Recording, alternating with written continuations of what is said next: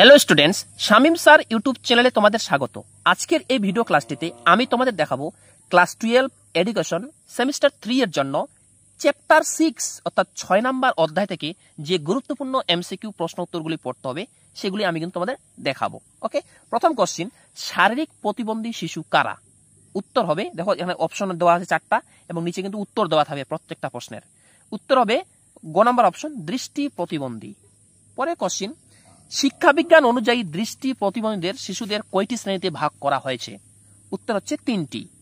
পরে কোশ্চিন, মনোবিদ লোয়েনফেল্ড দৃষ্টি প্রতিবন্ধী শিশুকে কয়টি শ্রেণীতে ভাগ করেছেন? উত্তর হবে 4টি। পরের কোশ্চিন, মেন্টাল ম্যাপ ব্যবহার করা হয় কাদের শিক্ষার জন্য? দেখো এই প্রশ্নটা কিন্তু 2025 সালে এসেছিল। ওকে, এটা উত্তর হবে দৃষ্টিহীনদের জন্য। যদি পরীক্ষা অপশন থাকে অন্ধ, সেটাই কিন্তু উত্তর হবে। অন্ধ আর দৃষ্টিহীন একই ব্যাপার। পরে কোশ্চিন, ব্রেইল পদ্ধতির প্রবর্তন করেন কে? অর্থাৎ ব্রেইল পদ্ধতি এটা কে প্রবর্তন করেছিল? উত্তর হবে লুইস ব্রেইল। পরের কোশ্চিন দেখো, 1950 খ্রিস্টাব্দে কোন আন্তর্জাতিক সংস্থা পৃথিবীর বিভিন্ন ভাষায় ব্রেইল পদ্ধতি প্রবর্তনের ব্যবস্থা করেন? উত্তর হবে ইউনেস্কো। ঘ নাম্বার অপশন ইউনেস্কো। পরের কোশ্চিন, এই প্রশ্নটাও এসেছিল 2015 সালে। ব্রেইল পদ্ধতি চালু হয় কত খ্রিস্টাব্দে? ওকে, 4টা অপশন দেখো, আর এটা উত্তর হবে 1829 খ্রিস্টাব্দে। পরে কোশ্চিন, লুইস ব্রেইল কোন দেশের নাগরিক ছিলেন?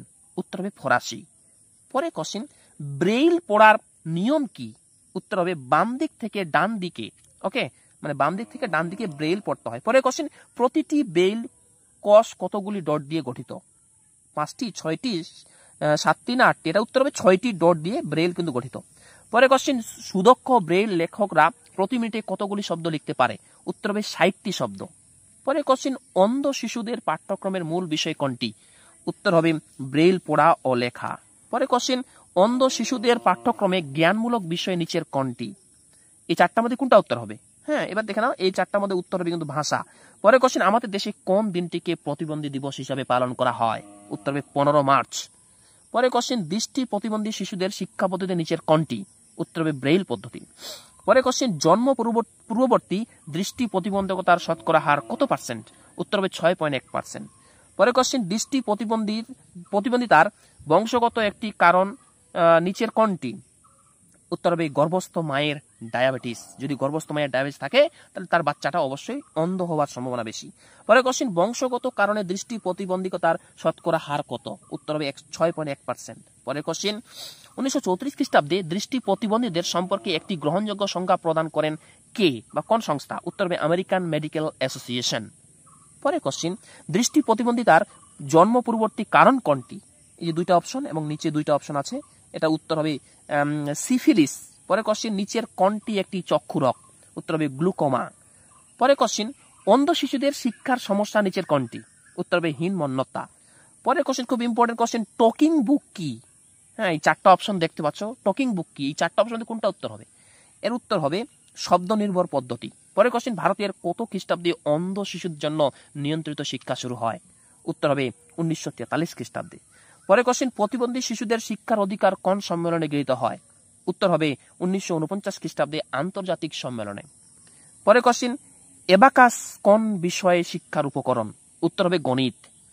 পরে কোশ্চিন, পশ্চিমবঙ্গের সবচেয়ে পুরনো সরকারি অন্ধদের বিদ্যালয় কোনটি? উত্তর হবে কলিকাতা অন্ধ বিদ্যালয়। পরে কোশ্চিন, বাহত দৃষ্টিসম্পন্ন ব্যক্তিদের শিক্ষায় ব্যবহৃত হয় কোন যন্ত্রটি? উত্তর হবে ফোনোগ্রাম।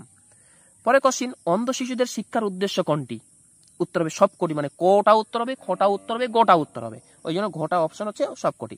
পরে কোশ্চিন, ব্রেইল পাঠের বিষয়ে নিচের কোনটি? এই ব্রেইল পাঠের বিষয়ে কিন্তু সব উত্তর হবে, কিন্তু সবকটি, প্রত্যেকটাই কিন্তু উত্তর হবে। ওকে, ব্রেইল কি ধরনের পদ্ধতি? উত্তর হবে স্পর্শ পদ্ধতি। পরে কোশ্চিন, শিক্ষার্থীরা স্টাইলাসের সাহায্যে কি করে থাকে? উত্তর হবে স্টাইলাসের দুটো কলম, তাহলে উত্তর হবে লিখে থাকে। পরে কোশ্চিন, অন্ধ শিশুদের কোনটি শিক্ষণ পদ্ধতি নয়? কোনটি শিক্ষণ পদ্ধতি নয়? উত্তর হবে কম্পন ও স্পর্শ পদ্ধতি। পরে কোশ্চিন, অন্ধ শিশুদের শিক্ষা দেওয়ার জন্য কোন ব্যবস্থাটি গ্রহণ করা হয়? উত্তর হবে সবকটি।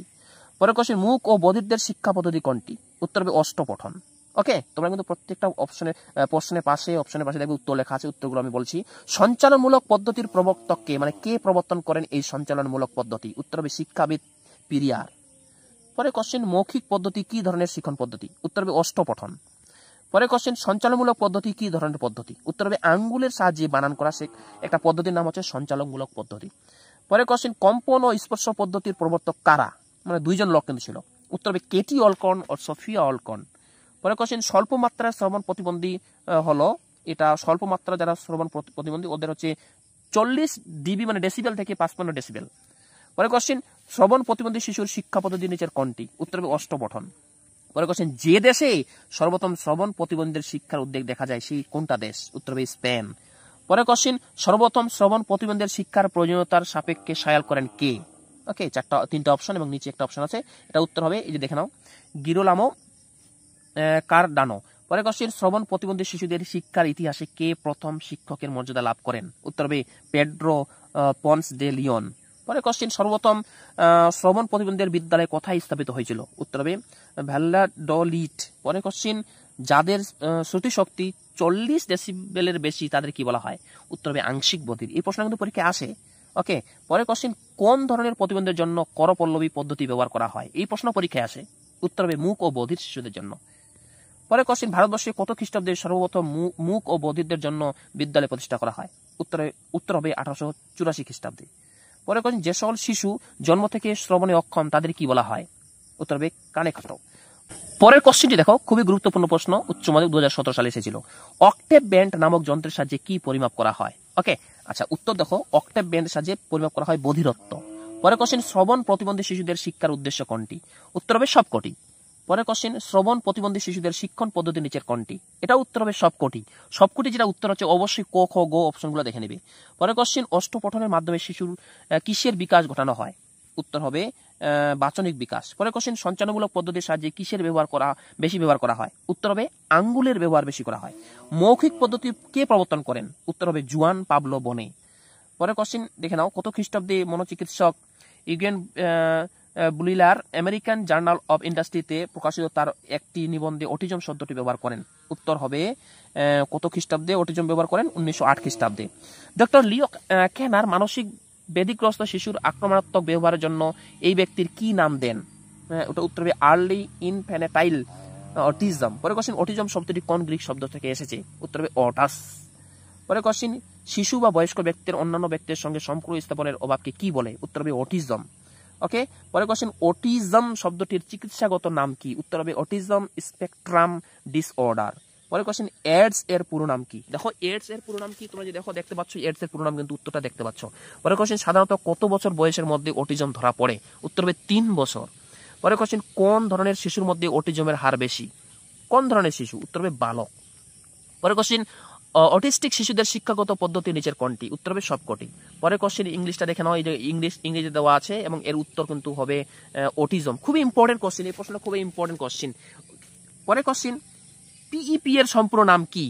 হ্যাঁ, এটা 3টা অপশন দেখো। পিইপি এর সম্পূর্ণ নাম হচ্ছে সাইকো এডুকেশনাল প্রোডাক্ট। পরে কোশ্চেন ফ্লোর টাইম শিক্ষা পদ্ধতির উদ্বোধন করেন কে?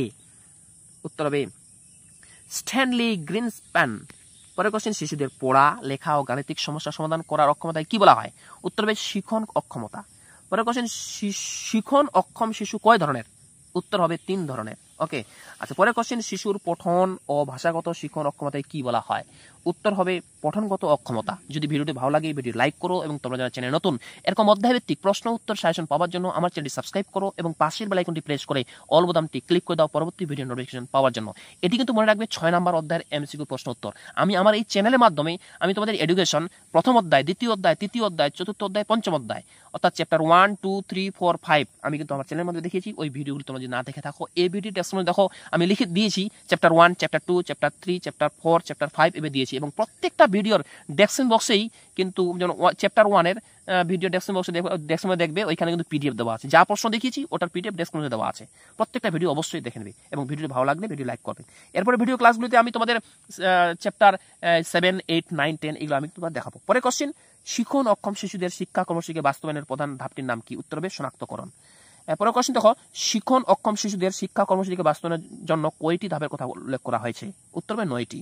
পরে কোশ্চেন শিখন অক্ষম শিশুদের শিক্ষা কর্মসূচিকে বাস্তবায়নের শেষ ধাপের নাম কি? এর উত্তর হবে শিক্ষার্থীর পূর্ণ মূল্যায়ন। ওকে, এইভাবে দেখো যে যে প্রশ্নগুলা আমি তোমাদের দেখাচ্ছি এই প্রশ্নগুলা তোমরা কিন্তু ভালোভাবে এখান থেকে পড়ে নেবে। এবার আসি, দেখো একটা প্রশ্ন আছে, সাতাত্তর মন্তেশ্বরীর উত্তরসূরি কে ছিলেন? খুব ইম্পর্টেন্ট পিয়াজে। একটি স্পর্শভিত্তিক পাঠের পদ্ধতির নাম বলো। এটা কিন্তু আমি পরীক্ষা নিয়েছিলাম, আমি কিন্তু দিয়েছিলাম পরীক্ষায়। এটা উত্তর হবে ব্রেইল। ওকে, এবার চলে আসো মেইন কথা। তোমরা যদি এই প্রশ্নগুলি কেউ নিতে চাও, পিডিএফটি কেউ নিতে চাও, তাহলে এই ভিডিও ডেসক্রিপশনে দেখো লেখা আছে পিডিএফ বলে লিঙ্ক দেওয়া আছে। ওই লিঙ্কটা ক্লিক করলেই এই প্রশ্নের পিডিএফ তোমরা কিন্তু ওইখান থেকে পেয়ে যাবে, প্রশ্নগুলি হাতের মুঠে পেয়ে যাবে। এবার তোমরা যদি কেউ পেইডস নোটস নিতে চাও তাহলে আমার হোয়াটসঅ্যাপ নাম্বারের সঙ্গে যোগাযোগ করো। আমার হোয়াটসঅ্যাপ নাম্বার স্ক্রিনে দেখতে পাচ্ছ বা ডেসক্রিপশনে দেওয়া আছে। হোয়াটসঅ্যাপ নাম্বার যোগাযোগ করলেই ক্লাস 12 সেমিস্টার 3 এর জন্য যত পেইডস নোট আছে, চ্যাপ্টার 1 থেকে শুরু করে চ্যাপ্টার 10 পর্যন্ত একদম পিডিএফ নোটস প্রিন্ট করে নিতে পারবে তোমরা।